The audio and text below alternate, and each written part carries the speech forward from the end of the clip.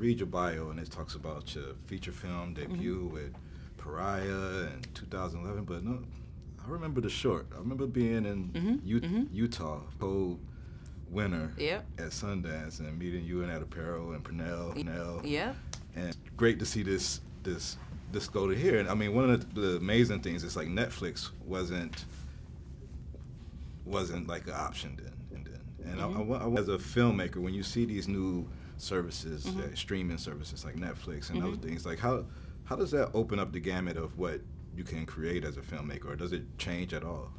I say thank God for Netflix, because, you know, basically if not for them, this film wouldn't be seen. It's like all the studios were afraid of this film. Like nobody wanted this film. They passed over it, and it's because it was too risky, or they thought it was challenging, or they think the audience wouldn't understand.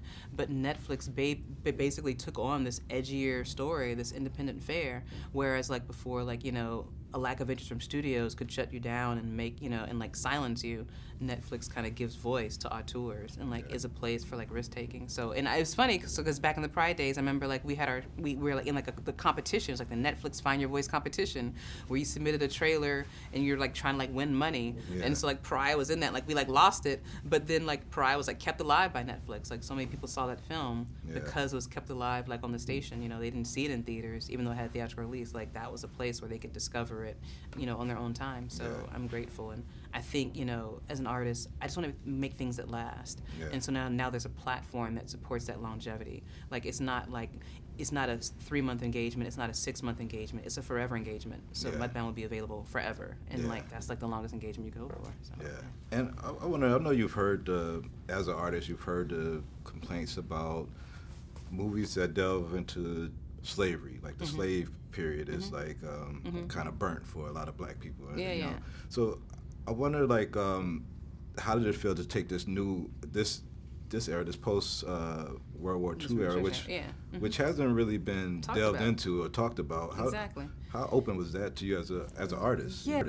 Honestly, it infuriates me when black people say, "Oh, not another slave movie," because it's like a reductive, narrow way of thinking, and it's like collapsing time. Like, you know, in our narrative, we jump straight from slavery to 1965, and B, because to me it just shows an internalized shame. You know, like we have nothing to be ashamed of, and also we need to understand that the civil rights movement would not happen if not for these returning soldiers who came home, because it was these guys who exposed the hypocrisy of the country, and also who, you know, came home and decided that they were going to fight at home. You know, so I feel like it just shows like a misunderstanding of our history and who we are, and reflects this internalized shame. You would never hear Jewish people say, "Not another Holocaust movie." You know, I think like we have to keep retelling the stories, and this story has actually not been told. Like we don't talk about the Jim Crow South. We don't talk about, you know, returning war veterans. Like, so name the movie where we're talking about black war veterans coming home and trying to like rebuild their lives. So I would just push back with that and hope that we free ourselves of that internalized shame and like embrace, you know, our collective kind of history. You, which has Will Packer and Hardy and some other filmmakers, and Tisch School of Arts, which has a number of filmmakers, played a part in your upbringing. And I wonder, like, how much of that was contributed to you as an artist, as opposed to working with Spike on his projects and stuff like where was it the education, or was it the experience, or just a combination of both that makes?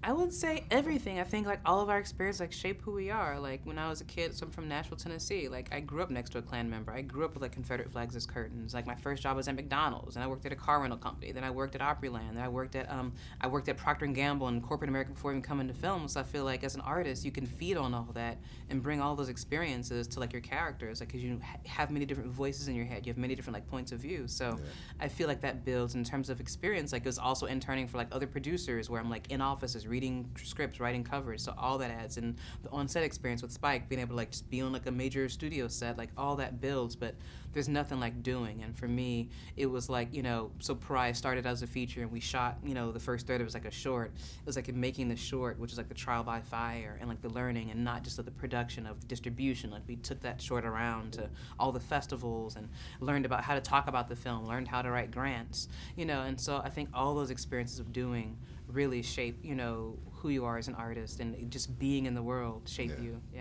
Just on everything, it's a great project. And thank you so much. I know you and Charles and me got Nashville. Oh, cool.